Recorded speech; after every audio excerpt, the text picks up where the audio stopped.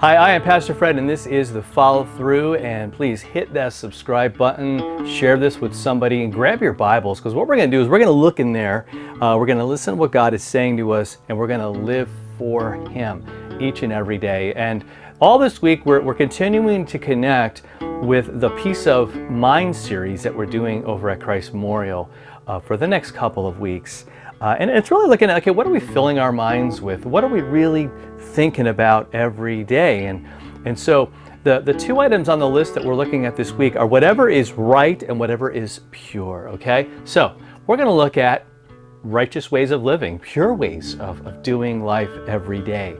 And today is going to really, I think, challenge us, because so many times when we talk about our enemies, right? Like what's the best that you can hope for in most situations as you look back, right? Somebody does something to you, maybe you do something to somebody, and for whatever reason, like now they're your arch enemy, they're your nemesis, they're whatever.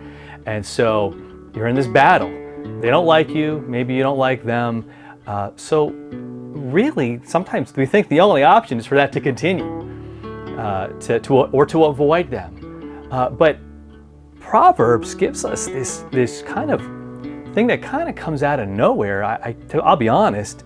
So Proverbs 16 verse 7 says this. It says, when a man's ways please the Lord, he makes even his enemies be at peace with him. Don't you love how Proverbs does that? It's going, yeah, okay, if you're dialed in to live a certain way, a way that is kind of in line with what God is doing, a way that reflects how you've been made right with Him, right? Jesus did die for you. You are forgiven. You are loved. You have been taken care of, and you will be taken care of forever by God because of Jesus, because He did all of that. So that's your standing.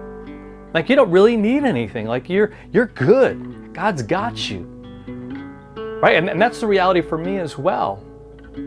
And I wanted to take that reality seriously and say, okay, so then how should I deal with even my enemies? He says, if you live in that way, if you're that forgiving person, if you're that loving person, well, even your enemies are going to be at peace with you.